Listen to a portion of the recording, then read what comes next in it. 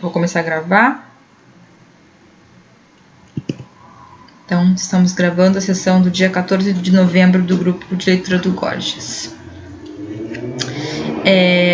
Então eu fiz esse material para recapitular as duas sessões passadas, que elas estão relacionadas com esse nosso assunto de hoje.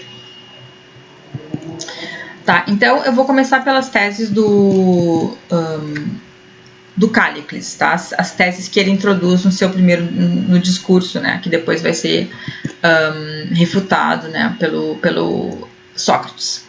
Então, algumas teses para a gente lembrar. Segundo a natureza, sofrer injustiça é pior do que cometê-la, pois sofrer injustiça é próprio do homem escravizado. Mas, segundo a lei, então tem essa oposição natureza-lei, né?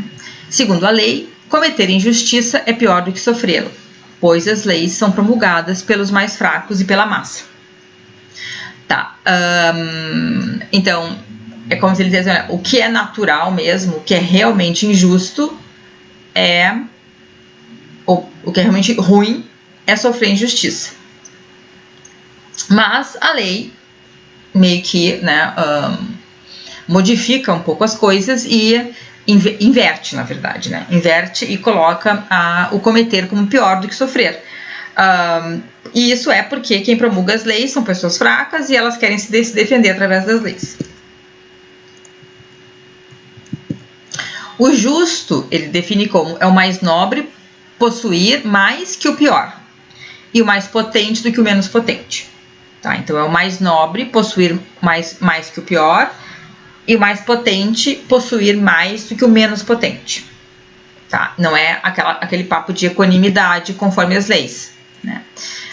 Escravizamos as leis pela lei, afirmando que se deve ter posses equânimes e que isso é belo e justo. Né? Então, não é a justiça, não é a equanimidade, não é a distribuição por igual. A justiça é distribuir mais para o que é mais nobre e para o que é mais potente do que para o que...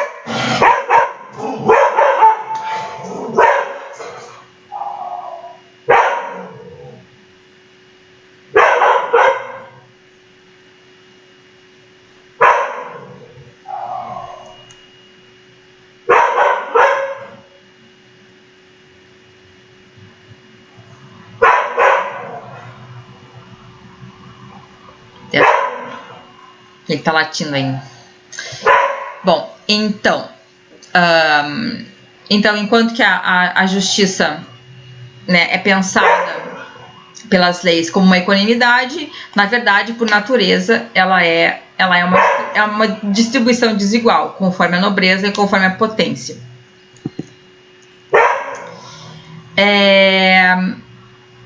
Mas o homem dotado de natureza, faltou uma palavra ali, natureza suficiente, evitará tudo isso, ou seja, ele evitará a equanimidade. Tá? Então, na medida em que ele pode, ele vai tomar mais para si.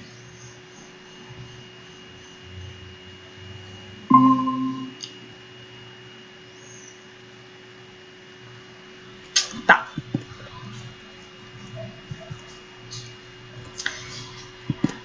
Tem também uma outra coisa que o Cállicles fala e que é importante, eu acho, para a gente relembrar, embora eu não vou fazer muita, né, não vou entrar em detalhes aqui, mas ele também critica Sócrates por ele se dedicar à filosofia e aos argumentos filosóficos. Tá? Isso é uma coisa que vai voltar algumas vezes, sobretudo quando o Cállicles estiver em apuros provocados pelos argumentos de Sócrates. Então, a gente, né, é bom acompanhar, digamos assim, essa crítica do Cállicles, desculpa. Essa crítica do Cállicles à filosofia, né? Ele diz que é uma coisa infantil, onde já se viu ficar perseguindo as pessoas porque elas dizem isso ou aquilo, que isso não leva a lugar nenhum, tá? Então ele meio que desqualifica as práticas socráticas de refutação.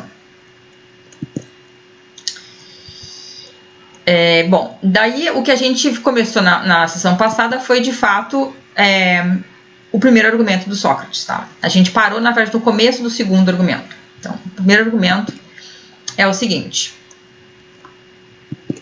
Primeiro, as teses de Cállicles, segundo Sócrates, tá? São, ele resume, né, em 3 coisas, tá? é justo o superior tomar pela força o que pertence ao inferior. É justo o melhor dominar os piores. E é justo que o mais nobre possua mais do que o mais débil. A gente provavelmente deveria acompanhar melhor o que essas palavras aí, por trás da tradução, né? Que palavras são essas, porque elas parecem ser importantes para Sócrates no caso. Mas vai ser um objeto da discussão justamente saber o que elas significam, né? Então, se o melhor e o superior são o mesmo, né? Se é possível ser melhor, mas inferior e mais fraco, né? Nesse caso, elas se desemparelhariam. Se é possível ser superior e ser infeliz.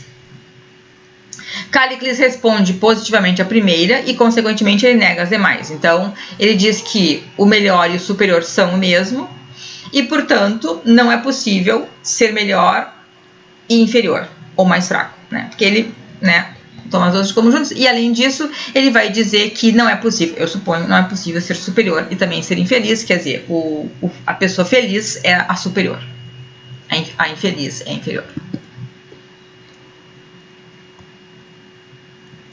Qual é o primeiro argumento? E essa a tese ali me parece que Cállicles já se contradiz quando ele aceita essa tese aqui. Ele diz o seguinte: a massa é superior a um único homem por natureza.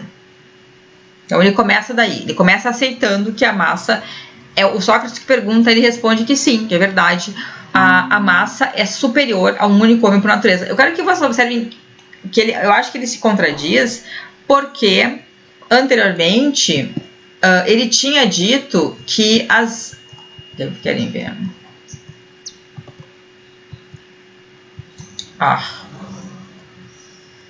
Se vocês observarem ali naquela tese 2, né, ele diz que as leis são promulgadas pelas massas e pelos mais fracos, tá? Mas agora ele vai dizer que a massa é superior a um único homem, tá? Então ele já começa meio se contradizendo, tá? Quando ele aceita essa tese, quer dizer, essa coisa da contradição, a gente até pode conversar um pouco sobre isso, né? Porque ele se contradiz, mas assim, Sócrates pediu a ele que ele fosse franco, tá? Então, o fato dele se contradizer é uma coisa que tá tudo bem, assim, a gente pode se contradizer, né? Se você está em busca da verdade, quando você descobre que você está se contradizendo, você tem que fazer, então eu estava pensando errado e tal, né? Em geral, não é o que o Cállicles pensa, né? Ele acha que ele está sempre certo, tal, então ele não gostaria de estar errado. Mas ele acredita nisso. Por um lado, ele acha que quem promulga as leis é a massa e os mais débeis, mas por outro, ele admite que há uma superioridade da massa em relação a um único homem. Quanto mais seja em número, né? Ora, é a massa que promulga as leis, né? Portanto, as leis da massa são superiores, portanto, as leis da massa são dos melhores, portanto, as leis da massa são belas por natureza. Então, o Sócrates reverteu a ideia que a oposição entre lei e natureza aqui. Porque ele falou, bom, se a massa é superior e o superior é o melhor, conforme o Cállicles aceitou, então as leis da massa são as leis dos melhores e, portanto, as leis que são boas por natureza. Porque Cállicles também tinha aceitado isso, né? Ele tinha reunido leis aos débeis, né? E natureza aos belos e bons, sei lá, né? Então, nós vemos aqui que é uma refutação, ele foi refutado, mas ele foi refutado em certo sentido porque ele acredita simultaneamente nessas duas teses, que quem promulga as leis é a massa e a massa é formada pelos mais débeis, e ele também acredita que a massa é superior a um único homem. Então pode ser que Sócrates esteja enrolando ele, na real, com essa noção de superioridade aqui, né? Pode ser que seja uma superioridade numérica, né? E que é diferente de uma superioridade que Cállicles estava se referindo. Mas Cállicles não fala isso, ele simplesmente deixa passar. Aí então o Sócrates continua. Ora, a lei comanda dividir equanimemente os bens e é da opinião da massa que cometer injustiça é pior do que que sofrer injustiça é pior do que cometê-la. Tá. Então, Cállicles foi refutado com esse primeiro argumento.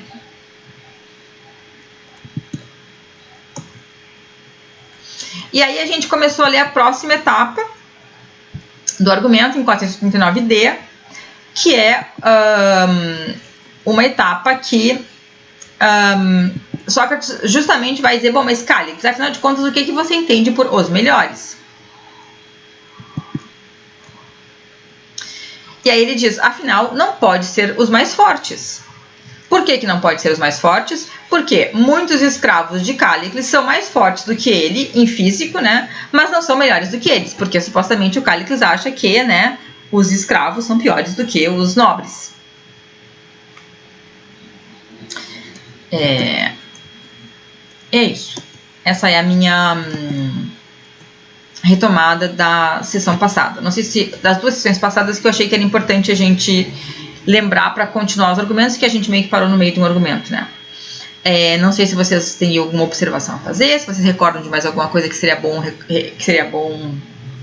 trazer, que a gente discutiu. Eu, na verdade, voltei pro texto assim, e reli, né? E tentei reconstruir novamente. É sempre bom fazer isso, porque a gente acaba percebendo algumas coisas que talvez tivessem nos escapado na hora da leitura.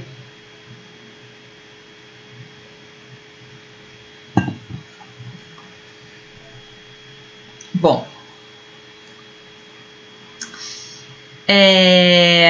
então vamos prosseguir. Então,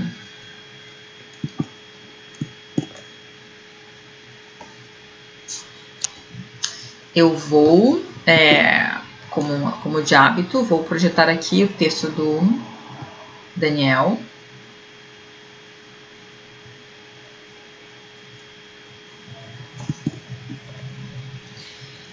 Vamos fazer aquela leitura dramatizada? Pode ser? Pode ser.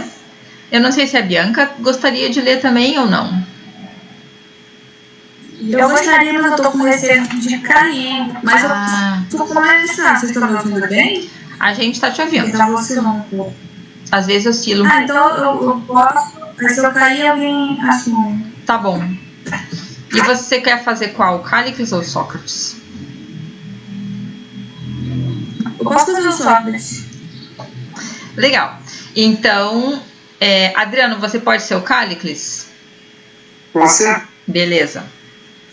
Tá. Não sei se o Igor quer também. É que o Igor, se eu tinha entendido bem, ele tava viajando ainda, quer dizer, ele tava ainda sem muita condição de talvez de participar. Não sei, o Igor, se quiser, mas eu tinha entendido que talvez ele tivesse dificuldade em participar. Que ele ia mais ouvir no começo, pelo menos.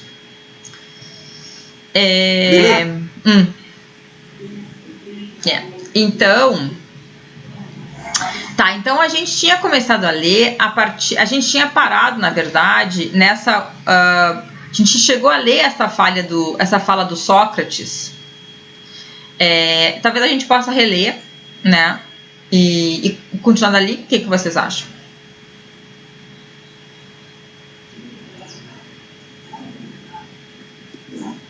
Do Extraordinário Homem.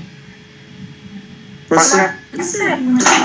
Tá, dá pra ler aqui da tela como tá bom? Tá muito pequenininho? Tá bom. Tá bom. Tá bom, então vamos lá.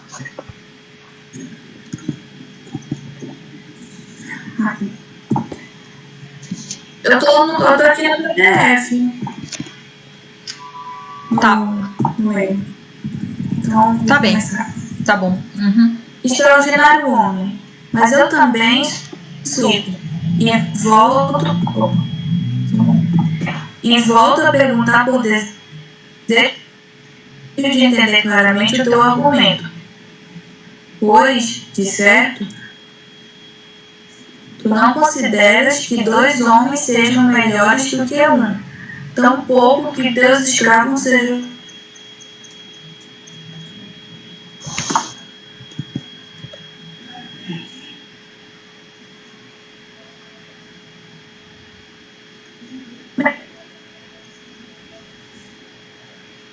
Não abandone as suas lições. Ironiza, Sócrates.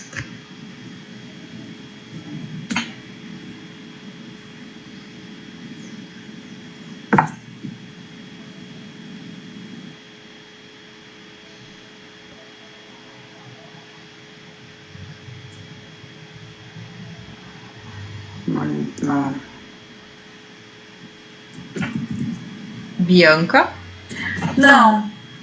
Por certo, Cálices, a quem há pouco recorreste inúmeras vezes para me ironizares.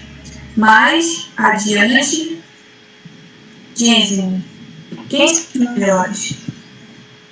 para mim, os mais nobres.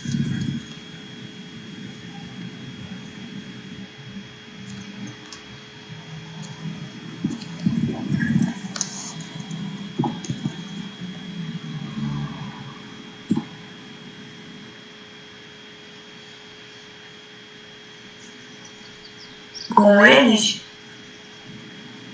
não dirás que entende, o que entendes por os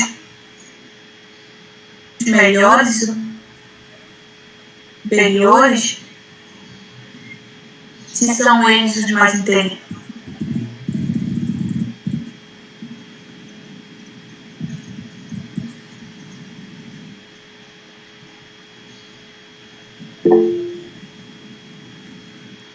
Yara, pode falar. Eu queria só observar essa palavra aqui, o mais inteligentes, que a palavra é fronimoteros, ou frônimos, né? Que pode ser também, assim, pode ter uma ideia também de sabedoria prática, assim, né? Ou seja, os mais prudentes, os mais... deixa eu ver como é que traduziu. Não.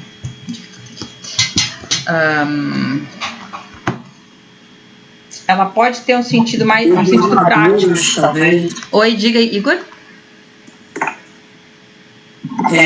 Os mais maduros, eu quis dizer. Eu faço uma relação da Francis com a maturidade, assim, essa sabedoria. Pode ser. É que maduro tem um pouco a ambiguidade da idade, né? Claro que a experiência, eu acho que ela tem um efeito importante, mas seria bom ter uma palavra para indicar a capacidade intelectual, né? É que a minha tradução, essa aqui tá em espanhol, daí ele usa juicioso, que seria alguém que julga bem, né? Que é capaz de fazer bons juízos, assim. Mas eu não sei como a gente poderia, enfim, qual seria uma boa tradução. Eu apenas indicaria isso, assim, que talvez prudente, talvez sábio, não apenas inteligentes, né? Mas enfim, tem esse domínio aí domínio prático. Que a ideia de, talvez, né, que os políticos mais inteligentes, ou os políticos mais hábeis em tomar decisões e tal. É isso.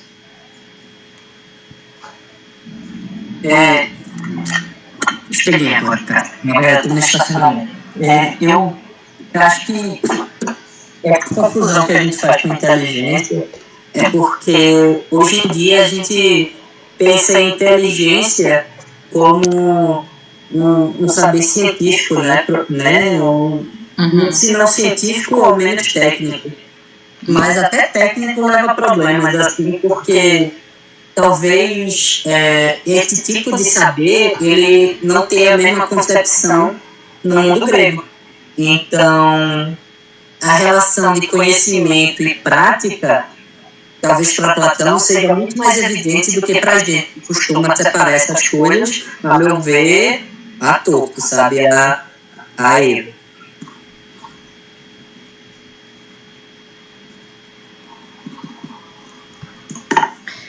de alguma forma, assim, o que acontece é que o Cállicles ele vai aceitar isso, né? Então, aí eu fico pensando assim, se essa seria a palavra que o Cállicles, né, enfim, seria uma característica que o Cállicles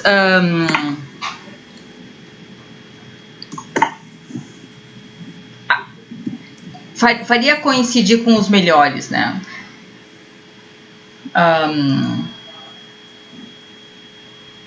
Não sei. Porque até em português, se você for fazer esse argumento para alguém dizer que os melhores são inteligentes, a resposta do senso comum seria: não, peraí, o que é que você está querendo dizer com inteligente? Aí a pessoa diz: não, é Flores. Aí a outra pessoa vai concordar. Mas se você disser os melhores são mais inteligentes, a pessoa perguntar o que você dizer: é alguém que estudou mais, aí você vai dizer não necessariamente.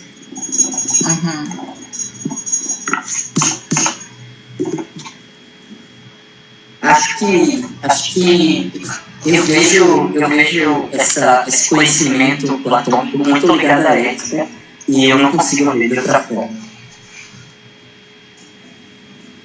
E eu acho que o Cállicles vê ele muito ligado à política, né? Capacidade de tomar decisões politicamente, assim, né? Enfim. Mas de encontrar os melhores meios para alcançar os seus fins, digamos assim, né? Os fins foram determinados. Talvez também, enfim, encontrar os melhores fins, assim, no sentido de, né, pensar bem sobre as finalidades. Talvez a diferença dos dois, quando se trata é que o Sócrates ele pensa que a ética é igual à política e o Cállicles pensa que é diferente.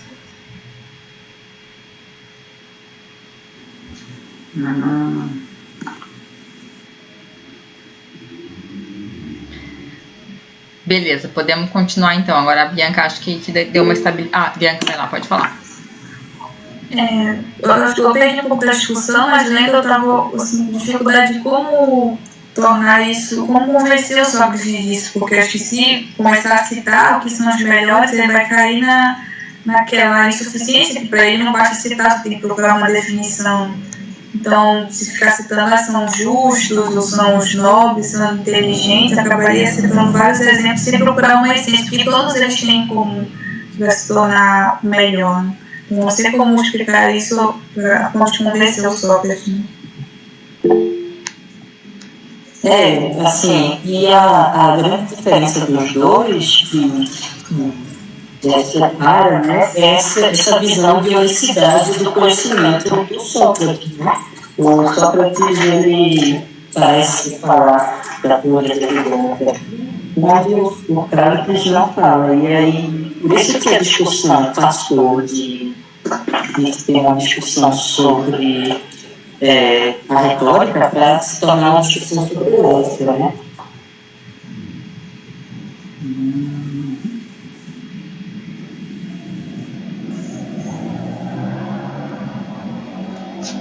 O que você acha, professor?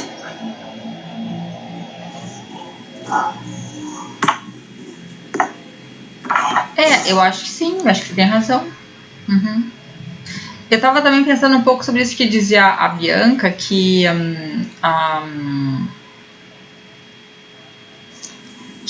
né, como dar uma resposta para o Sócrates, né? Mas observa como Sócrates ele não perguntou para o Cállicles o que você acha que são os melhores. Ele já perguntou assim,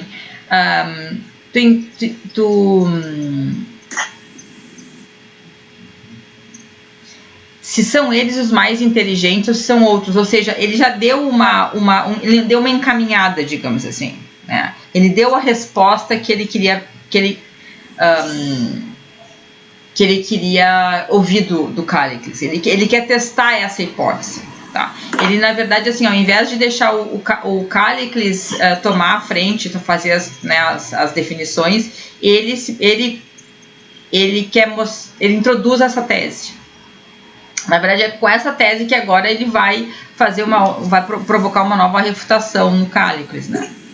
Então, essa é uma forma de fazer o diálogo em que Sócrates não... O Sócrates aqui vai introduzindo as teses, assim, né? E na medida em que o Cállicles vai aceitando, ele vai levando a discussão adiante, assim. É um pouco diferente da ideia de que ele requer uma definição, né?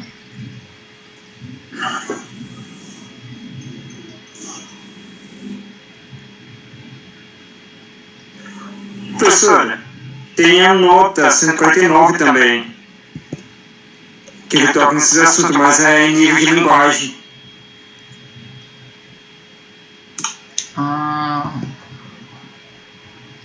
Verdade. Ele observa isso ali, né? Ele observa que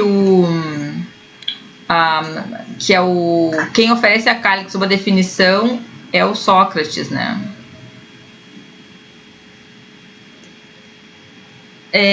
Mas eu não tenho certeza assim, se é uma definição ou se é simplesmente assim, na real Sócrates quer testar essa tese, assim, ele quer testar como é que a gente delimita, por que Cállicles está comprometido quando ele pensa nos melhores, né?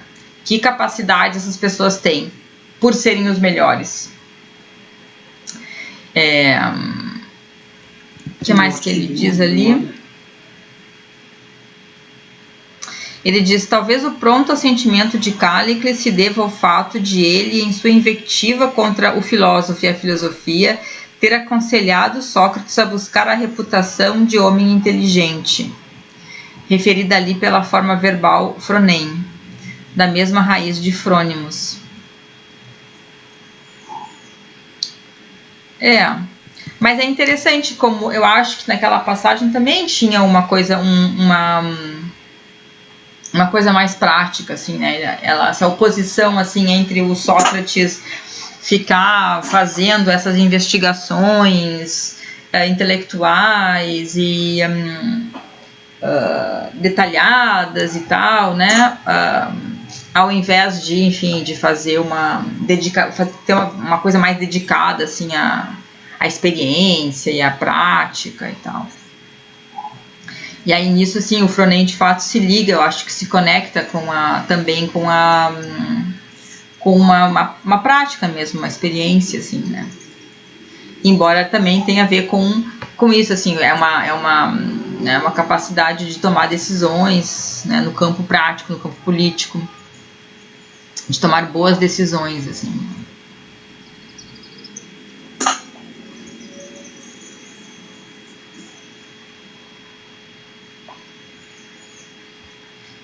Podemos avançar? O que vocês acham? Podemos sim, só me perdi um pouco quando a gente tá leitura. A gente... Vai lá, Adriano. Sim, por Zeus, refiro-me precisamente a tais homens. Portanto, segundo o teu argumento, geralmente um único homem inteligente é superior a milhares de homens estúpidos, e ele deve dominar, enquanto os outros serem dominados, e quem domina possui mais do que os dominados. É isso que tu pareces querer dizer, e não estou à caça de expressões, e se um único homem é superior a milhares.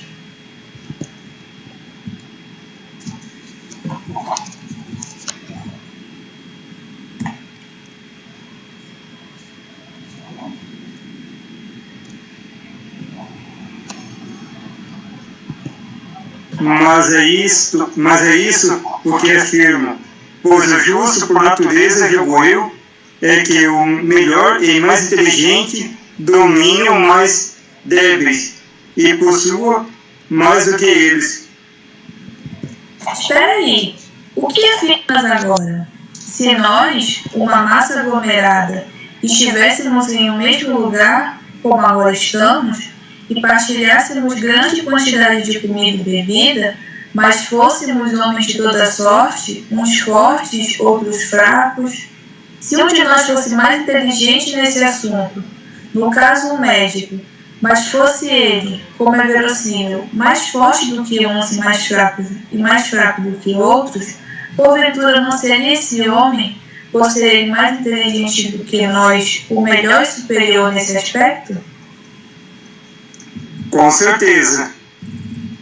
E esse homem não deveria ter mais comida do que nós, visto que é melhor? Ou porque tem o domínio, deve ele distribuir toda a comida e não acumulá-la para despender e usar em prol de seu próprio corpo, porém possuir mais do que uns e menos do que outros, caso pretenda passar impune? E se ele for o mais fraco de todos, nesse caso o melhor não deverá ter o menor quinhão, Cállicles? Não é o que acontece, bom homem? Tu falas de comidas, bebidas, médico e tolices, mas eu não me refiro a isso. Não afirmas que o mais inteligente é o melhor? Afirmas ou não? Sim. Mas o melhor não deve possuir mais? Sim, mas não comida nem bebida. Compreendo. Mas talvez mantos, e o melhor tecelão deverá possuir o maior manto e perambular envolto nas mais belas e abundantes vestes? Pode falar, Renália. Professor Renália. Não, só queria comentar essa passagem, que é interessante. Ele até tá fazendo um pouco de graça aqui, né? Mas a ideia é que se alguém sabe mais em algum assunto em particular, e daí se segue que essa pessoa deve receber mais daquilo sobre o qual ela sabe mais, né? Tipo, se ela sabe mais sobre dietas, ela deve receber mais comida, né? Então a relação entre saber mais e ganhar mais, né? Que o Cállicles está fazendo, o Sócrates está meio que colocando ela em questão com essa, né, com esse argumento meio ridicularizando ele, né? E tem uma coisa que ele diz ali na passagem, ele diz assim: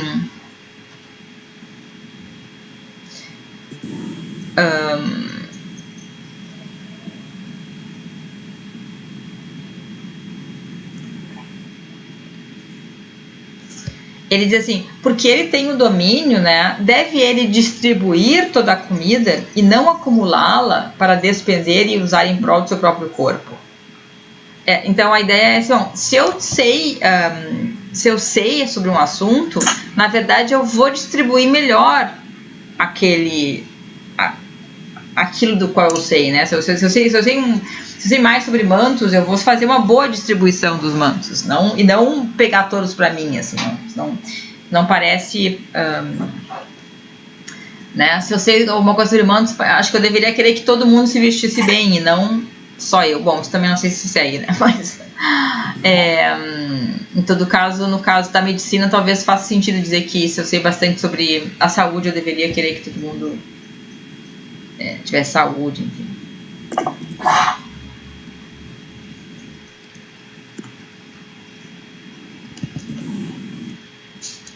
Que mantos? Igor. Pode falar, Igor. Eu achei. Se eu estivesse discutindo com Sócrates aqui, eu ia me irritar bastante. Ia já dar uns gritos. Mas, assim, foi uma ironia bem ácida. Sentido de levar ao absurdo, né? Agora, se uma pessoa ela conhece mais sobre mantos, tá bom, não faz sentido que ela se vista com o maior número de mantos possível. Mas faz todo sentido que ela se vista com os melhores mantos, ou com os mantos mais bonitos. E aí que tá, tipo, ainda se sustenta esse ponto do Cállicles. O que Sócrates talvez está mostrando é que ele não é universalizável, ou ele se sustenta de acordo com um viés muito específico, que é ao melhor cabe o melhor. E aí, no caso da justiça, talvez seria, não sei, o mais justo. Talvez o que Sócrates esteja mostrando é que a relação justo ou sábio, ou sabedoria e acúmulo de dinheiro seja correlata ao estilista e as roupas. A gente sabe, e o engraçado é que vários estilistas, a pessoa que é estilista se supõe que ela tenha realmente muita roupa. Mas enfim, isso aí não é o caso.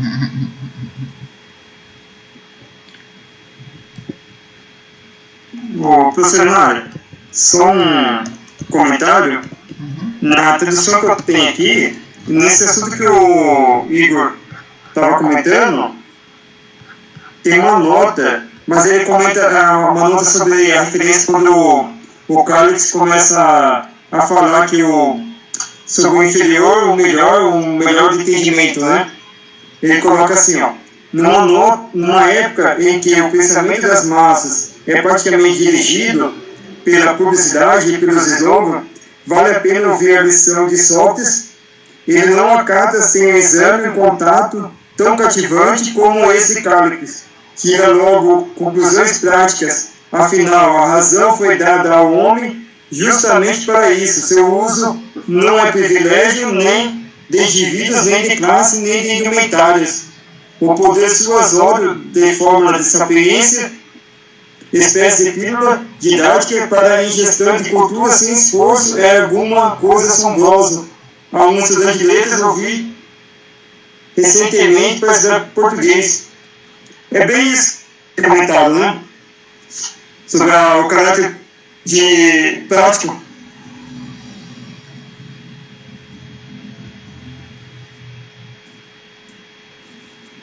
Verdade, Nossa, verdade. Não, eu acho que tem uma coisa que é interessante, assim, de fato os exemplos que o Sócrates dá são todos exemplos de inteligência de uma forma prática e produtiva, né? Porque são de coisas de fazer com comida, ou com seu corpo, ou com os mantos. Então, acho que, de fato, isso assim, se a gente for pensar em termos de o que significa, né, a inteligência que ele tá falando aqui, né? A gente pode, a partir dos exemplos que ele está dando, concluir que é uma inteligência que é uma inteligência produtiva, uma inteligência que produz coisas, né? Não é uma inteligência somente de investigação teórica, né? Acho que eu entendi isso aí da observação do rodapé. Pessoal, só um comentário, uma pergunta. No caso do diálogo, ele está na fase mais madura de Platão, no caso? Não, ele estaria numa fase intermediária entre uma primeira fase e a fase média, que é uma fase, digamos assim, mais amadurecida, mas ainda não é assim, tipo, né, ainda teria outras fases posteriores. Então, na verdade, ele é uma fase é uma transição, assim, entre os diálogos que são considerados os primeiros diálogos, né, e a República. Ele estaria antes da República, que é um diálogo de maturidade, né, mas ainda não é o dos últimos, né? A República é, digamos assim, o ápice, né? Mas haverá ainda outros diálogos depois da República, tipo Teteto, Sofista e tal. Mas ele está na frente depois do Teteto, no caso. Ele está antes do Teteto. Ah, tá. Antes da República, a gente poderia fazer uma ordem assim, olha, vem os Laques, Cármides, Lísias, aí vem esses diálogos que a gente chama de transição, que seria o Gorgias, o Mênon, talvez o Protágoras. Aí depois então vem os diálogos de maturidade, que tem um estabelecimento de uma filosofia platônica, que é a República, o Fédon, talvez mesmo o Fedro, o Banquete. E aí, depois, então, viriam diálogos que eles voltam a ser aporéticos, assim, são diálogos que tem mais questões, assim, muito mais problematizações, assim, como... E aí tem o Teeteto, o Sofista, o Parmênides, do quanto eu entendo essas fases. E depois, assim, depois tem um diálogo ainda bem final, que aí parece que as coisas voltaram a se aquietar de novo e se acalmar, que é as leis. Eu não sei se elas são mais acalmadas em todo caso, mas enfim, tem coisas ali bem estabelecidas nas leis, né? E é interessante que as leis não têm Sócrates, né?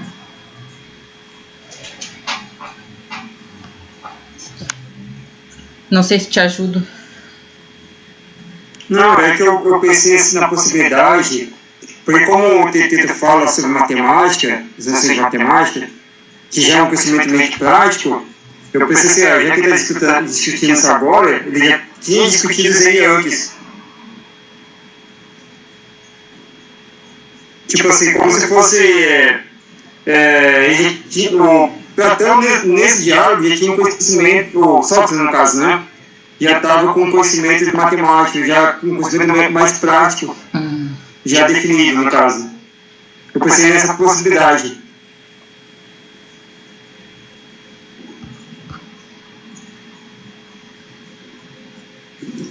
Eu não gosto não dessa divisão não.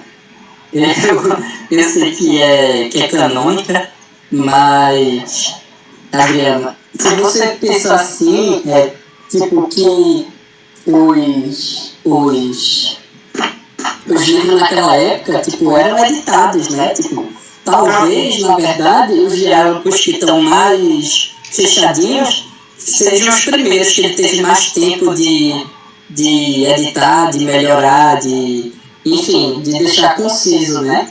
Pelo que eu entendo do Gorgias, não sei se a professora vai concordar comigo, o fato dele estar do começo para o meio é porque ele não é fechadinho. Ele tem um final meio aberto assim e também não tem uma concisão de teorias e de forma. Da teoria das formas não tá tão expressa aí. Mas eu acredito que talvez Platão todo fala sobre a mesma coisa, sabe?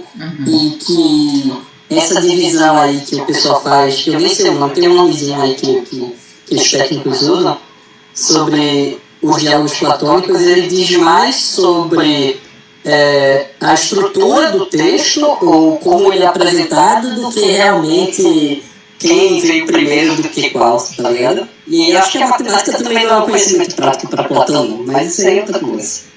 Beleza. Valeu, me ajudou bastante.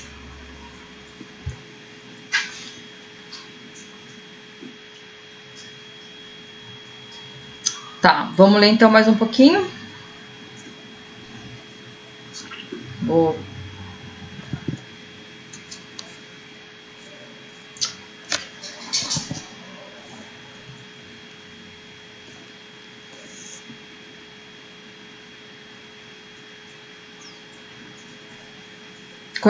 Você continua, Bianca, ou você prefere...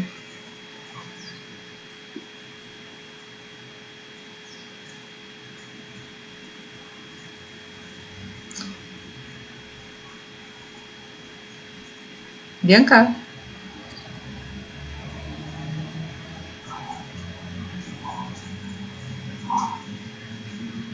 Eu acho que a Bianca tá com problema de conexão.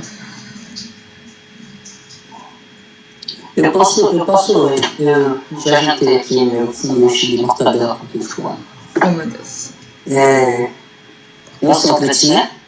Isso. É o Sócrates. Tá onde? Em relação aos sapatos? Isso. Em relação aos sapatos, é evidente que o melhor e mais inteligente nesse assunto deve possuir mais.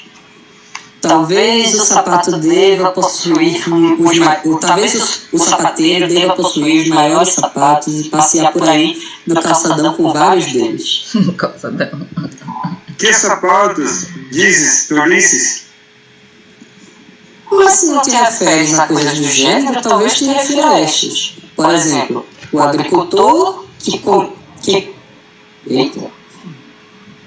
concernente à terra é inteligente, belo e bom, talvez deva produzir mais sementes e utilizá-las ao máximo em sua terra. Como dizes, sempre a mesma coisa, Sócrates. Não somente isso, Carlos, mas também a respeito das mesmas coisas. Pelos deuses, simplesmente tu não paras de falar de sapateiro, cardadores, cozinheiros, médico, como se a nossa discussão versasse sobre isso.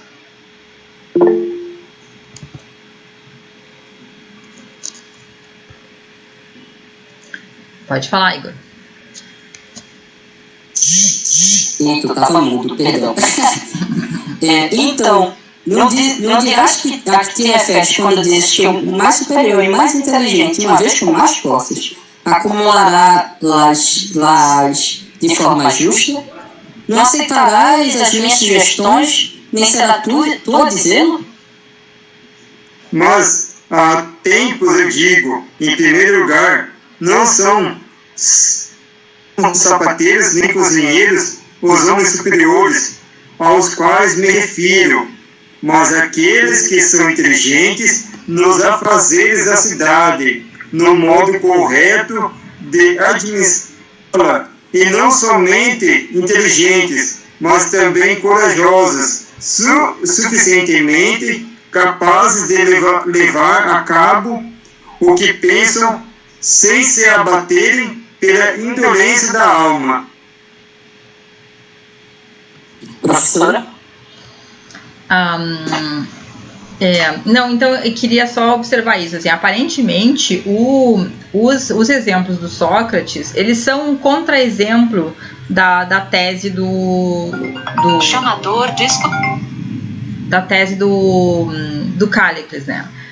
Bem, a gente até talvez a gente não entenda muito bem todos os casos, mas ele parece estar fazendo um pouco de piada com o Cállicles, porque os exemplos que ele está dando mostram que a pessoa que é mais frônimos, né, mais inteligente ou mais sábia num certo assunto, não necessariamente é útil para ela ter mais daquilo que ela produz, assim, né? Não, vamos dizer diferente então. A pessoa que é mais capaz de produzir algo, porque ela tem inteligência, então ela é mais capaz de produzir algo, ela não necessariamente ganha muito em ter muito daquilo que ela produz, assim, não sei. No caso do agricultor, isso não deveria ser assim. Bom, ele fala das sementes, né? Bom, anyway, esses exemplos eles deveriam valer assim para deixar Cállicles irritado, e eles de fato irritam Cállicles, né? Cállicles diz: não, eu não estou falando disso. Isso aí vale para o que, né? Isso aí parece estranho o que eu estou dizendo só no caso dos cardadores, dos médicos, mas não no caso das pessoas que são inteligentes nos afazeres da cidade. Né? E aí ele mesmo diz o que ele está entendendo por frônimos, né? Eles são inteligentes nos afazeres da cidade, no modo correto de administrá-la, mas e além disso eles também são corajosos, e porque eles são capazes de levar a cabo aquilo que ele pensa. Então eles encontram os melhores meios, né, intelectualmente de fazer aquilo que eles querem, e além disso eles são corajosos para implementar isso, né?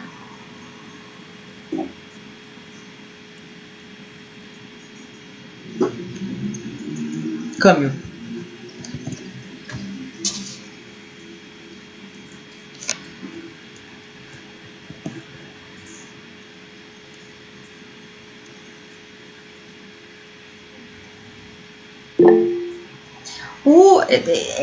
É uma coisa interessante do caso desse negócio, né? De fato, assim, a pessoa mais inteligente não necessariamente é aquela que deve ganhar mais, não sei. naquilo, né? Agora tá vendo. Eles estão divergindo em relação a esse inteligente, realmente, né? Estão divergindo em relação ao afro deles. O Callicles talvez esteja dizendo que o melhor é aquele que ganha mais, é aquele que tem mais vantagens, e o Sócrates não concorda com isso, possivelmente, né?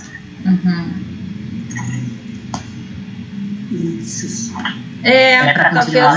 Não, eu só queria observar isso, que talvez tenha razão, que seja assim, ó, eles estão divergindo, porque de fato o que o Callicles acha que é inteligência é ser mais capaz de conseguir aquilo que você deseja, né? Então, de fato, isso permitiria que você tivesse um grande acúmulo daquilo que você deseja, sem nenhum impedimento, porque você sabe como obter as coisas que você deseja. Enquanto que o Sócrates, ele pensa na inteligência, na frônesis, como a capacidade para, sei lá, melhor produzir um sapato, ou melhor arar um terreno, ou melhor cozinhar uma comida, né? E daí, se você pensa dessa forma, o conhecimento não faz parte desse conhecimento você ganhar mais ou menos daquilo, né? Porque o objetivo é fazer bem feito, digamos assim, né? É arar bem, é fazer um bom sapato, é fazer uma boa dieta. Então tem uma relação com virtude já aqui, assim, né? Porque você quer fazer bem feito, você quer fazer o bom produto, né? E daí, se você pensa assim o conhecimento, daí de fato ele não parece ter nenhuma relação com ganhos, né? Então, de fato, tem uma diferença entre o que Callicles e o que Sócrates pensam que é conhecimento. Vai. De fato, aqui não há uma diferença do que é conhecimento, ao menos uma diferença sobre o que é o bem, né? O Callicles, eu acho que o Callicles é brasileiro, né? Porque ele está achando que o mundo é desesperto, e o Sócrates diz, não é esperteza não, eu estou falando aqui maturidade, sei lá.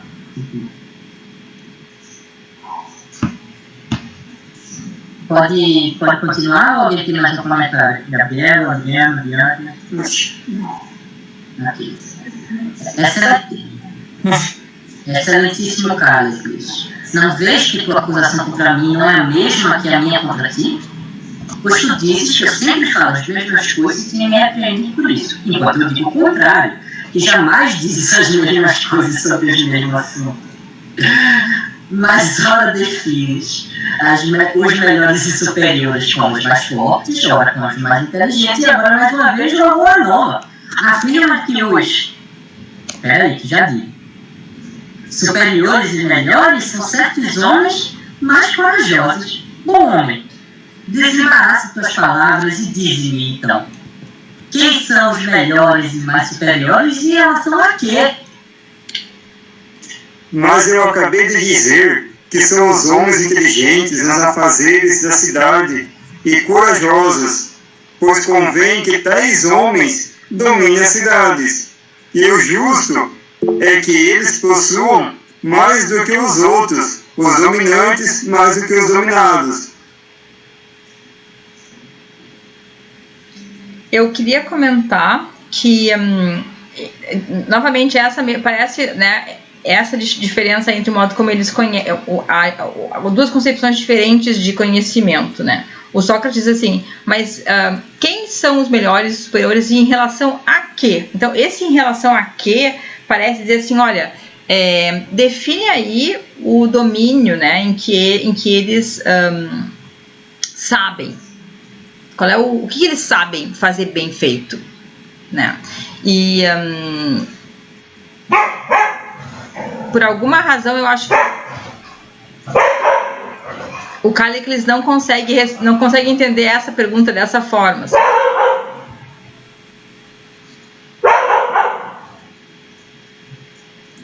Para o Callicles é óbvio, talvez, isso. ele está conseguindo falar o que ele quer falar e o Sócrates está dizendo, não, você não está falando de nada.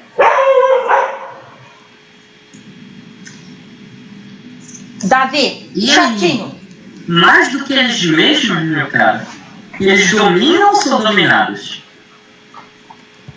Como dizes, Eu pergunto se cada um deles domina a si mesmo ou se ele não deve dominar a si mesmo mais os outros. como és aprazível, afirmas que os idiotas e os idiotas... não. O que designas por dominar a si mesmo?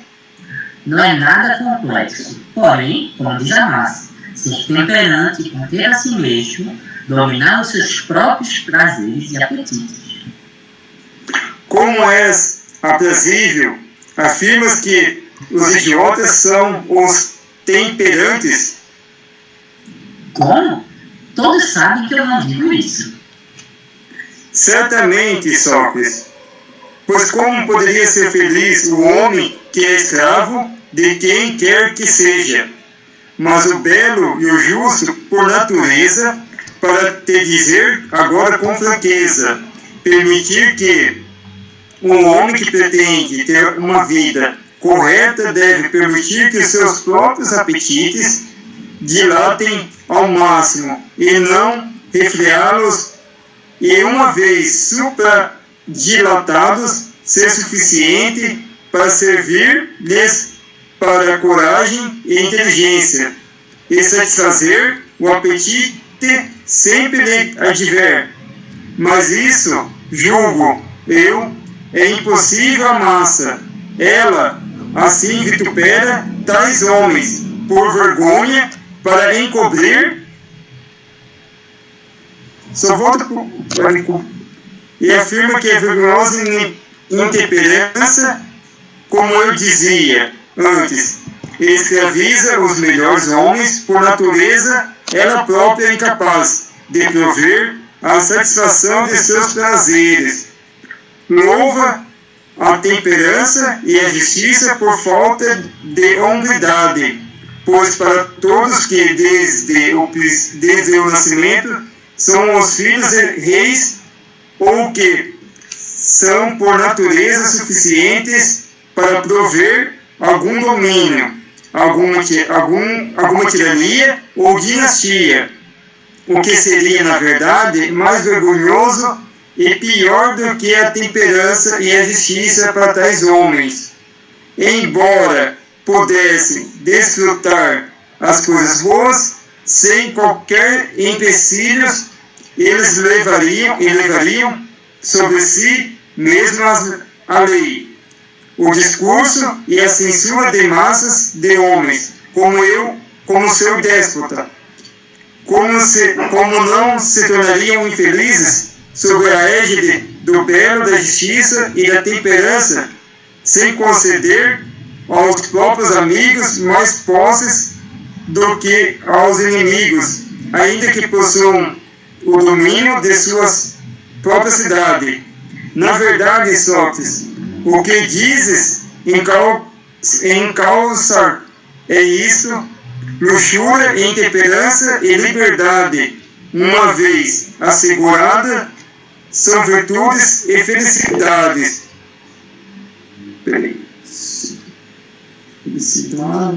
O restante, que é instituído pelos homens contra a natureza, é adorno, uma tolice desprovida de valor.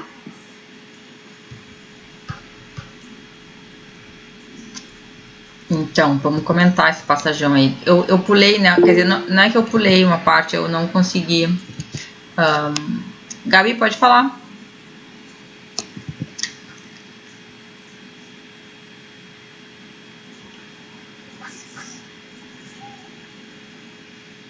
Tá falando, Gabi?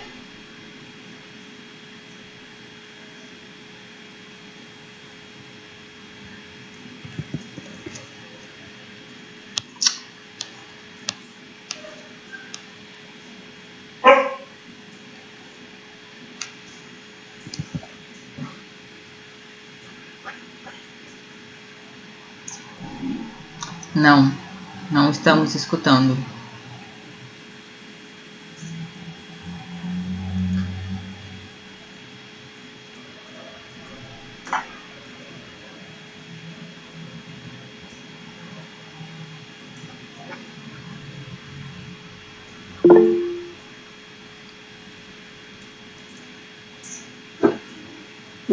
Senhora, só antes que a Gabriela apareça, dá a pessoa assim, escutando os diálogos um com o outro, parece que eles estão vivendo isso no momento atual, né? Não é muito longe dessa realidade. Quando o Igor tá falando ali, eu lembrei, tipo assim, igual nós olha em pesar bem seguido, assim, nós olha assim e vê como se fosse fácil de ter conseguido aquela postura ali. Em grandes diálogos você percebe que a discussão é bem mais ampla.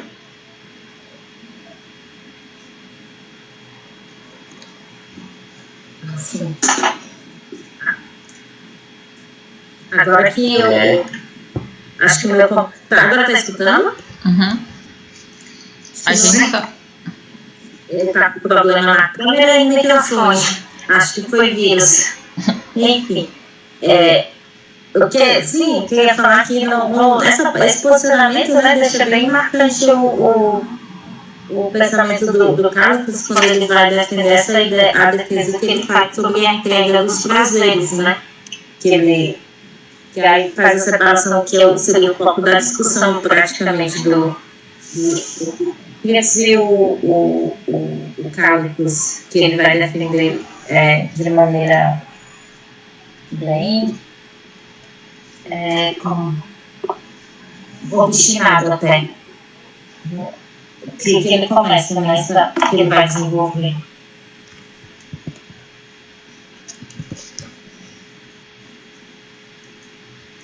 Sim, a partir daqui, isso quer dizer que a partir daqui o prazer se torna o objeto do diálogo, assim, entre eles, é isso? Da discussão que eles vão acabar direcionando, né? É interessante que eles chegam nesse ponto porque o Sócrates pergunta, porque o Cálicles ele diz assim, não, a inteligência é a inteligência para dominar os outros, né? É uma inteligência que me permite dominar os outros. E daí o Sócrates pergunta, mas e dominar a si mesmo? E aí o Cálicles diz, não, isso é coisa de idiota, dominar a si mesmo, né? Isso é coisa de ser temperante, isso é coisa de se restringir, né? Isso é coisa de idiota, né? E aí então ele faz esse discurso, né? Que é esse discurso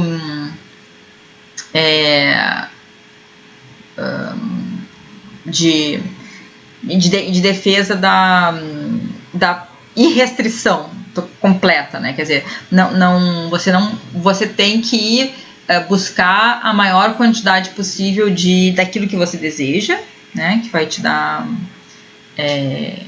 satisfazer o seu apetite, né? Sempre que ele advier, né? Ou seja, o apetite aqui é o que te move, né? O que quer que meu apetite me aponte é para lá que eu vou. E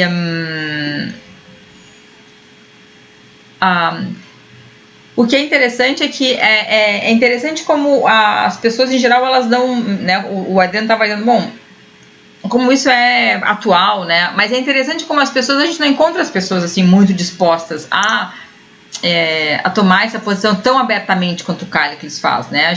As pessoas em geral são mais tipo envergonhado como o Polo, assim, né? E o Gorgias, que chega na hora de discutida e eles começam a moderar as suas posições. E aqui o Cálicles diz, olha, para te dizer agora com franqueza é o seguinte, e aí ele fala o homem que pretende ter uma vida correta, né, ou seja, que ele pretende viver corretamente,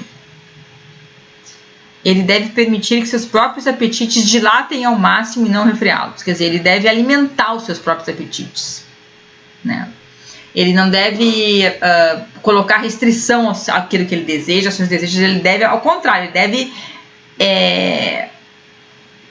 engrandecê-los, assim. Ele deve aumentar, fazer dos seus apetites o mais amplo que ele ele puder ir atrás, né? Não se refrear. Vai, Gabi. Me lembra até um pouco, será que foi daqui? Posso até estar falando besteira, mas o que o Nietzsche, do Super-Homem do Nietzsche, da ideia do afirmar o presente, de não refrear nada, né, dá uma impressão, assim. Lendo aqui, eu estava vendo se o cara está tão. Será que foi daqui que o Nietzsche pegou essa ideia desse posicionamento do Cálicos? Eu acho que. E no começo, né? No começo o Polo diz, né, que o mais poderoso é aquela pessoa que faz aquilo que ela deseja, né? Então, eu meço o meu poder por aquilo que eu realizo do que eu desejo, sem restrição, né? A restrição é justamente do impotente. E então aqui eles estão em sintonia, né? O Cálicos e o Polo. E tem essa coisa, acho que da vontade do poder mesmo aqui, né? Quer dizer, o que eu vou fazer é realizar ao máximo os meus apetites, né? Sem controle, assim. Né? Acho que você tem razão, assim, que tem um fundo nietzschiano aqui, né? E daí ele diz assim, olha, é vergonhoso ser... Não é vergonhoso ser intemperante, mas ser temperante. Porque o temperante é aquele que é fraco, é debilitado, ele não consegue realizar aquilo que ele deseja, né? Ao contrário, o intemperante é aquele que vai lá, ele vai realizar, ele... não tem vergonha, né? Eu acho até que tem uma coisa meio de sem vergonhismo mesmo, né? E tem uma outra palavra interessante que eu acho que ele não usa aqui nessa passagem, mas que a gente pode relacionar, né? Que é a ideia da híbris, né? Da desmesura, da desmedida, que é considerada assim, né? Pelos gregos o caso da violência, da imoralidade mesmo, da falta de decoro, sei eu, né? Então é como se ele estivesse de fato fazendo um elogio, né? Da desmedida, do déspota, né? Da pessoa violenta, da pessoa que nada segura ela, né? E é interessante, assim, em todo caso, que isso seja feito com tal franqueza, né? E uma outra coisa interessante é que, de fato, assim, isso eu acho, tá? Isso tem a ver com o fato de que o conhecimento para o Cálicles não tem um objeto determinado. É simplesmente, assim, o que quer que você queira. Vai lá e obtenha, domine, se ultrapasse, né? Então, tem a ver com essa desmedida, né? Tem a ver com... tipo assim, se você não tem um objeto em vista, se o seu objeto é assim, o que quer que seja, então, de fato, assim, não há um limite para você dizer, tá, agora eu obtive o que eu queria, né? Porque você sempre vai querer mais e mais e mais, né?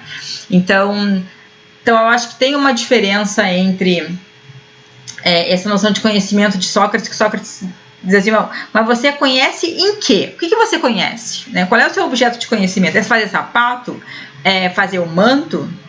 Porque se você tem um objeto, então não é uma questão de quantos mantos, quantos sapatos, mas é uma questão de o quão bem, né, o melhor sapato, né?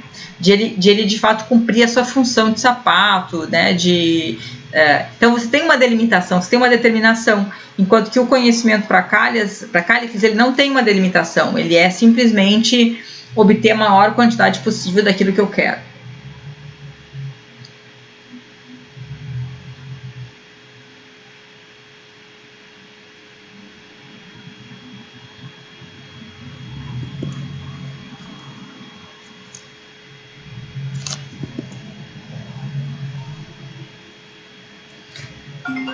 Chamador. E talvez uma coisa que a gente possa dizer que é que também eles têm uma concepção diferente de natureza humana, né? Porque o Cálicles vai dizer que, né, aquele final ali, né, o que é instituído pelos homens contra a natureza... Não, vamos ver de novo. Chamador desconhecido. Só um pouquinho, pessoal. Alguém me ligando agora.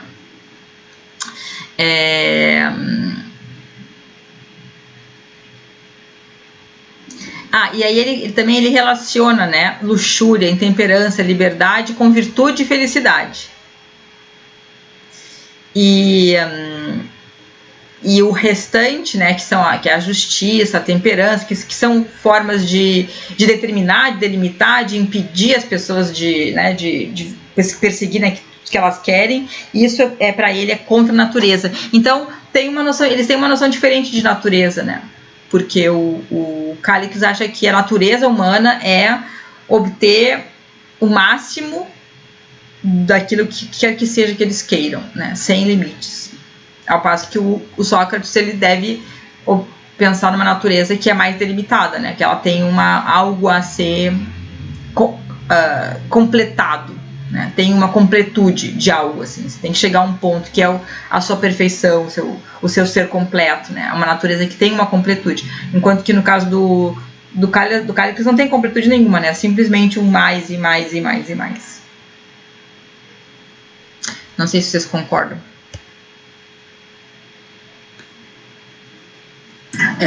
O ponto do Sócrates, talvez, em relação ao Cálix, acho que já passou essa parte. É que isso que o Cálix acha que é completude, ou foi com Hipócrates, enfim, foi com alguém que estava contra Sócrates. Isso que eles acham que é completude, na verdade, é uma incompletude, né, do ponto de vista do Sócrates, no sentido de, se o seu prazer é comer, então você sempre vai estar com fome, né? Sempre vai estar em busca dessa saciação. Nunca, a completude ela sempre é temporária, no sentido de Sócrates. Eu lembro bem dessa parte, acho que a gente já passou um pouquinho. Se alguém se lembrar, por favor. Eu não lembro, mas pode ser que a gente ainda vá passar por ela, porque ainda vai ter uma discussão aí sobre prazeres e tal. Mais na frente que ele vai fazer a comparação desse homem temperante com o vaso quebrado, né? E com o vaso mais ou menos na frente. Você vai botando água, ou vai botando vinho, o vinho vai vazando. Essa mesmo que ele faz essa comparação. Ops, spoiler. Spoiler. Cadê? Então, pra voltar, Gabriela, cadê Sócrates? Pode ser. Tá no D, né? Eu botou no livro que o computador tinha que desligar aqui. É nobre como enfrenta a discussão. É nobre como enfrenta a discussão e falas com franqueza, Cálix, pois agora dizes claramente o que os outros pensam.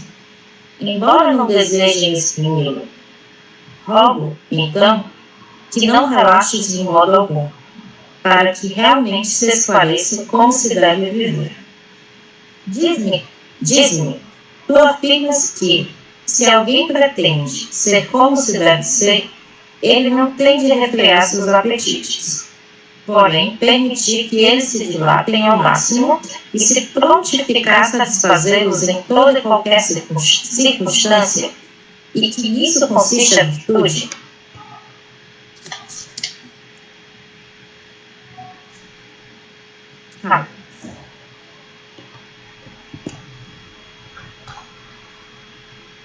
Adriano, você é o Cálix? Quem é o Cálix? Tá. Eu que afirmo, tava mudo. Portanto, é incorreto dizer que os homens que de nada carecem são felizes. Pois assim seriam felizes ao máximo as pedras e os cadáveres. Todavia, como tu dizes, a vida seria prodigiosa, pois eu não me admiraria se diz a verdade nestes versos, ao afirmar que, quem sabe se viver é morrer, e morrer é viver? E talvez estejamos realmente mortos, pois uma vez escutei de um sábio que nós, nesse instante, estamos mortos, e o corpo, soma, é nosso sepulcro, e que a parte da alma, onde estão os apetites, é como se fosse persuadida e se lançasse de um lado a outro. Pois bem, esse contador de mitos, um homem fino, talvez da Sicília, uma palavra da outra denominou Jarro. Olha aí, agora só pensei bem agora. Essa parte, por ser ela persuasiva e persuasível, os estudos denominou os não iniciados. E a parte da alma dos estudos, onde estão os apetites, a parte intemperante e estancada, figurou como um jacuroto devido à sua insaciabilidade. Esse homem mostra, ao contrário de ti, Carlos, que dentre os habitantes do Hades, do invisível, como ele diz, os não iniciados seriam os infelizes, e que guarneceriam de água o jacuroto com trigo e igualmente pouco. Pois bem, ele diz, segundo o relato de quem me contou isso, que o trigo é a alma, e figurou como trigo a alma dos homens estultos, por ser ela rota, visto que é incapaz de saciar-se devido à incredulidade e ao esquecimento. Isso é, com razão, um tanto absurdo. Contudo, esclarece o que eu quero te mostrar a fim de, caso seja capaz de persuadir-te a mudar de ideia e a escolheres, ao invés de uma vida insaciável e intemperante, uma vida ordenada, suficiente e conformada com o que se lhe dispõe. Porventura, persuado-te de algum modo a mudar de ideia e a considerares que os homens ordenados são mais felizes que os intemperantes. Ou mesmo que eu te conte inúmeros mitos como esse, não mudarás de ideia absolutamente? Beleza, agora eu quero que vocês me expliquem essa passagem.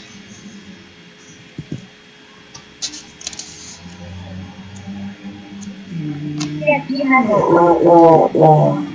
o Sócrates, ele vai comparar, no caso, ele vai voltando, deixa eu pegar aqui, assim,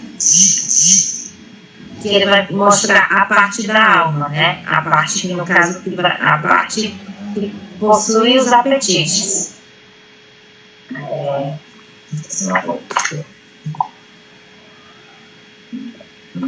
Ele compara essa parte do intemperante como se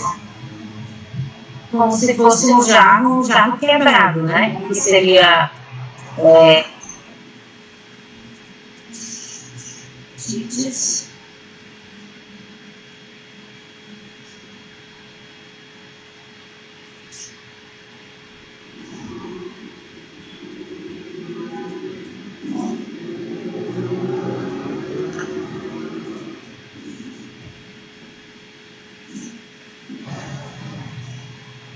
e como ele faz uma perspectiva nesse jarro, né? Que esse jarro quebrado é justamente insaciável, que uma vez que um jarro quebrado não tem como ele ser saciado. Seria essa perspectiva que ele sempre vai estar querendo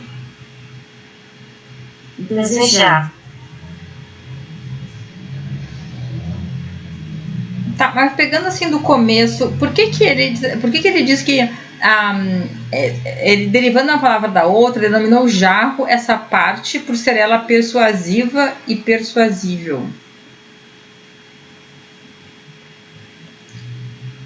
E denominou os não iniciados e a parte da alma dos estultos, onde estão os apetites. Quer dizer, é tipo o jarro é a parte da alma onde estão os apetites, é isso?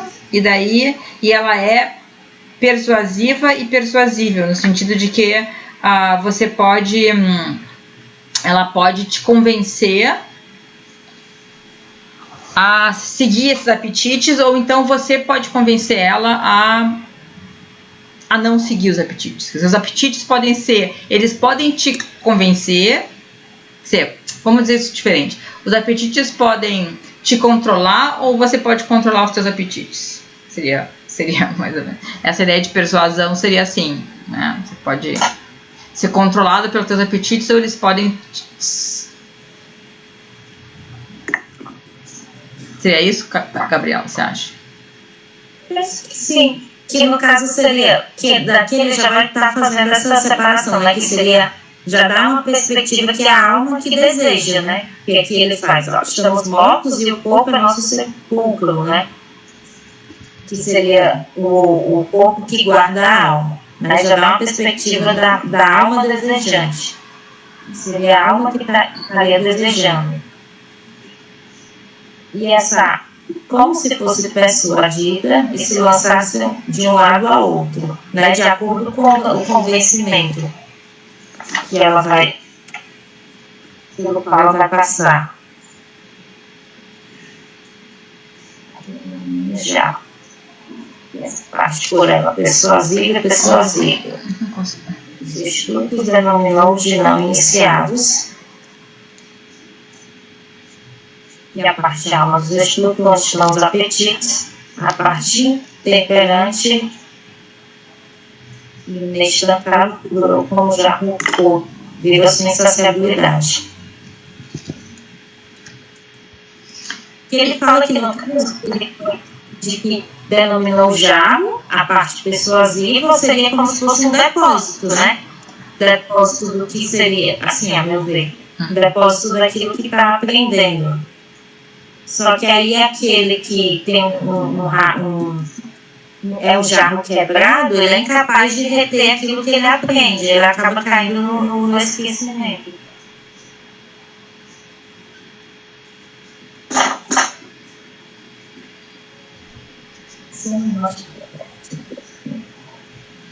E o que é esse crivo que ele menciona? Seria o próprio crivo da razão? A própria razão que seria capaz de identificar o que seria bom ou o que não seria, até que medida.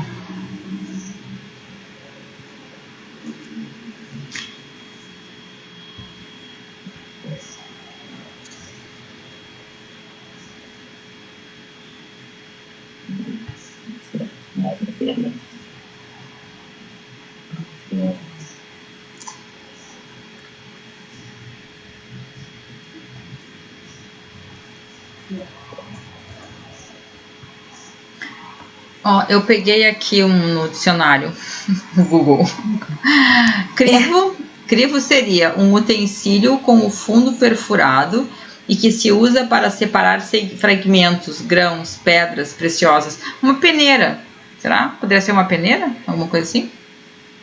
Sim, a função da razão que... Não, é porque assim, porque ele está fazendo uma imagem, né? Então tem a imagem do jarro e tem a imagem desse crivo, mas o que é um crivo? Então, eu não sei o que é. A minha pergunta é o que a palavra crivo significa? Eu entendo que crivo é a gente usa como uma metáfora, mas eu queria saber o que o objeto crivo significa. Então, poderia ser uma peneira, alguma coisa assim? Faz sentido ser uma peneira, porque seria essa peneira que iria filtrar o que deveria ou não. Que iria comparar o certo, o que é errado, assim, do que seria bom, o que não, do justo, do injusto. O que o jarro ele poderia... Mostra o contrário.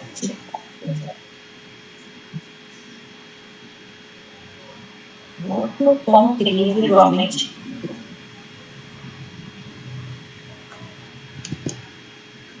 Livra a alma.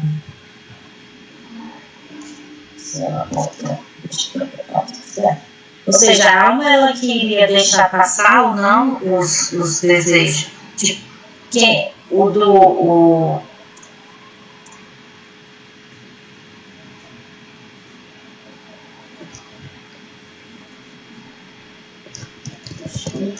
opcional da apetite.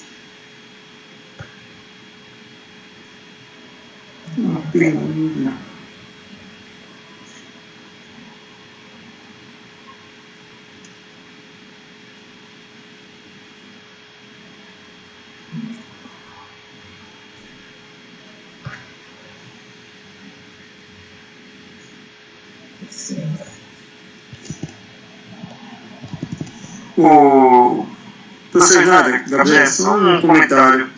Na texto que eu tenho aqui, ele não coloca crivo, ele coloca peneira. Aí ele coloca assim, quer ver? Ó?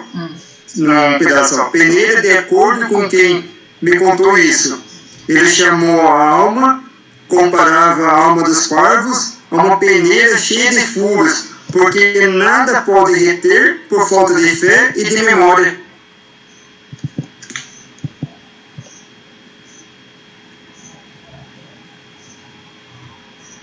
E aqui ele bota no incredulidade e ao esquecimento, né? É. Isso aqui.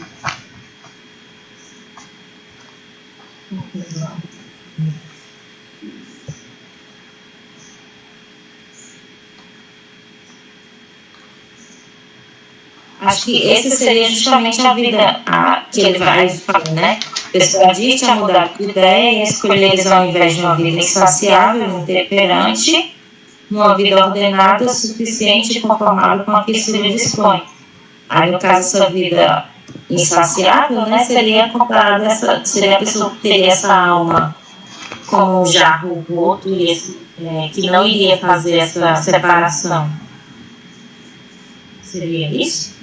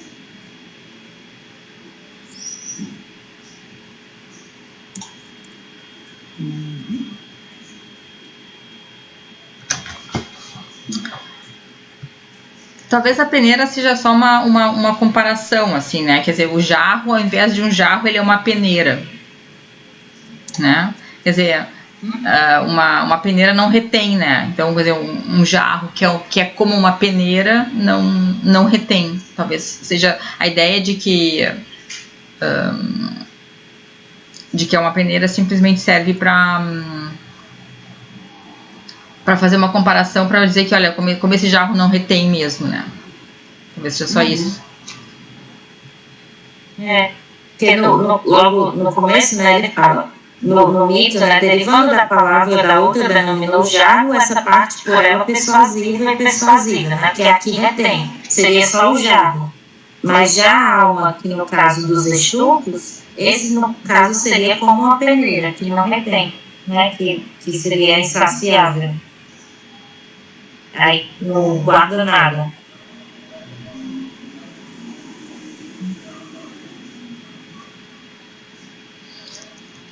E essa coisa aí da incredulidade, do esquecimento, por que isso tem a ver com a saciedade dela?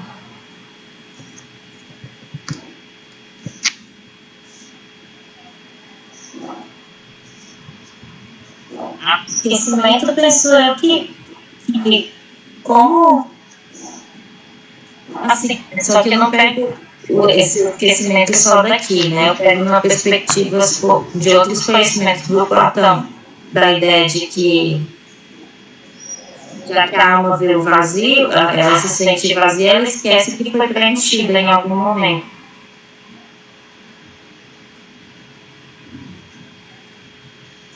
Aí, por conta disso, ela quer se preencher o tempo inteiro.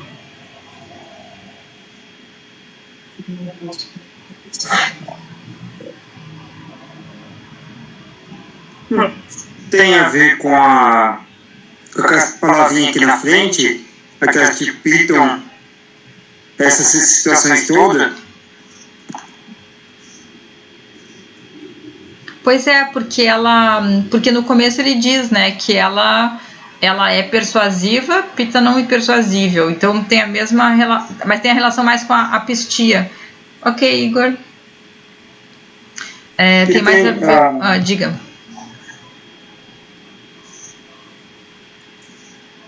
Daí pensa assim, quer ver, ó?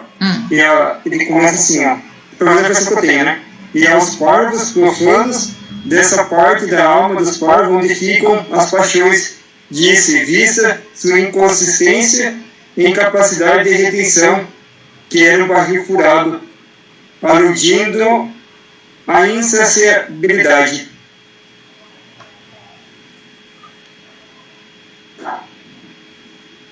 Tipo assim, daí pensa assim que no caso os profanos e os parvos, você tem como perder, não tem como filtrar o conhecimento em si. Ele vai tudo pela paixão, no caso. Uhum. Diz de novo, como é que é? Ele não tem como reter o conhecimento, é isso que ele falou? Ele toca esse assunto, só vou pegar aqui de novo.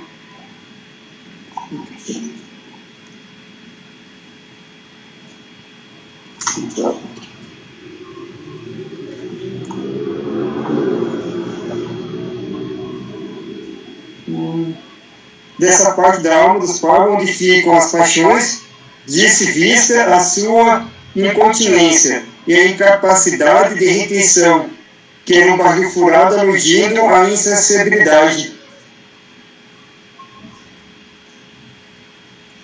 Ele usa a palavra incontinência aqui? Não. Não, não é que eu estou usando. Naquela do professor Jaime Bruna, no caso. Uhum. Só que esse daqui é de 82, se não me engano.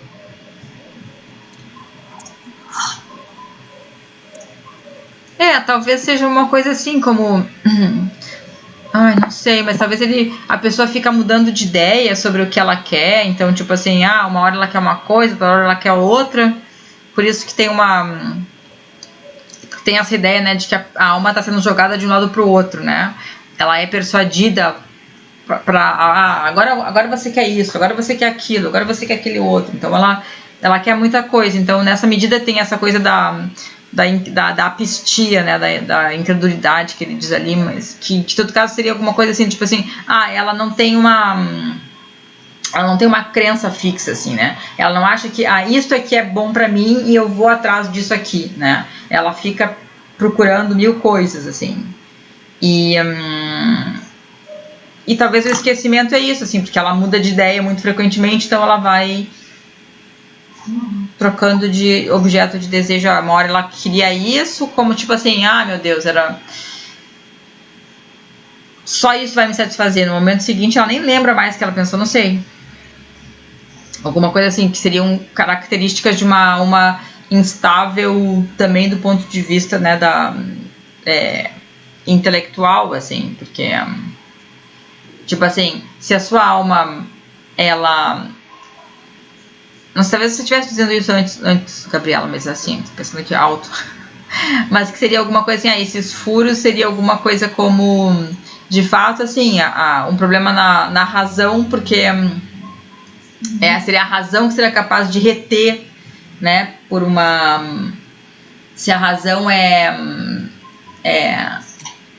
focada, né, e... Então ela é ela que, digamos assim, tapa os furos desse jarro. O que você acha?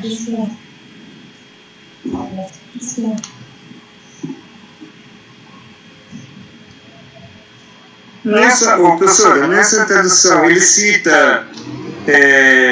porque assim, aqui tem uma outra nota bem no começo. Quando ele começa a falar assim, essa parte, um sutil contador de mito, bem no comecinho, ciclo ou italiotas, né?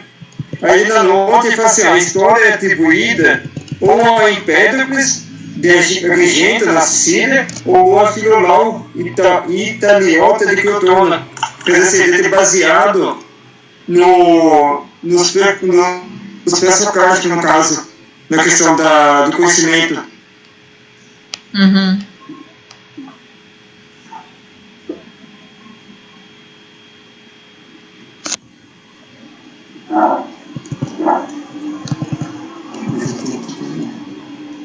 O nosso tradutor aqui, ele não dá nenhuma nota sobre isso.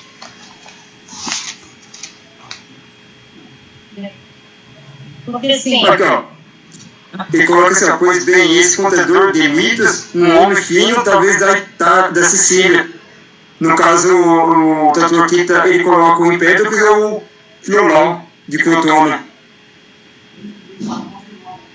É porque, assim, tinha uma perspectiva que a ideia do... Assim, que pro Empédocles, o prazer, ele seria formado a partir da combinação dos elementos, né? Que as coisas elas vão se formar quando os elementos eles combinam, no caso, surge a sensação de prazer. Quando os elementos eles há uma dissonância, né, eles não combinam, daí surge a dor. Traz uma perspectiva, assim, que inicialmente aqui Platão ele iria começar uma pesquisa fisiológica do prazer, que o prazer seria um processo de reflexão, que seria um preenchimento, e depletão, que seria justo esse esvaziamento, que quando eu sinto, digamos assim, sinto sede porque eu estou no vazio, aí eu só teria o prazer ao beber a água, que seria preenchido por esse ato de beber a água. E a dor seria esse esvaziamento, seria essa falta. Aí Platão meio que tem uma perspectiva que aqui ele iria começar a fazer essa perspectiva de que mais na frente seria visto o prazer. Mas eu acho que bem mais na frente. Adiante aqui. Sim, na verdade aqui ele ainda não introduziu essa noção de prazer, né? Ela tá falando mesmo só da alma meio em geral, assim, das coisas que ela é persuadida talvez a buscar, ou né? Que a ideia, eu acho que ela tem a ver com os apetites, isso é certo, tem a ver com os apetites, né? Então a alma dos estudos, ela como se fosse inestancável, enfim, né? Insaciável. Daria mais só essa ideia do vazio, né?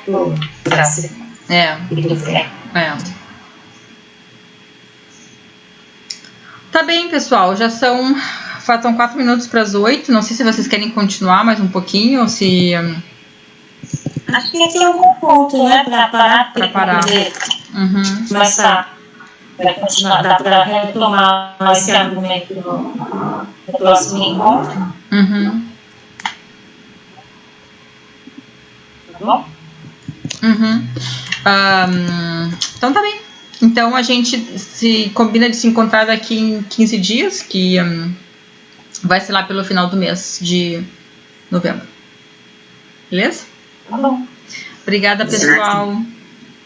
Muito obrigado, pessoal. Boa noite. Boa noite. Boa noite. Boa semana. Até mais, bem.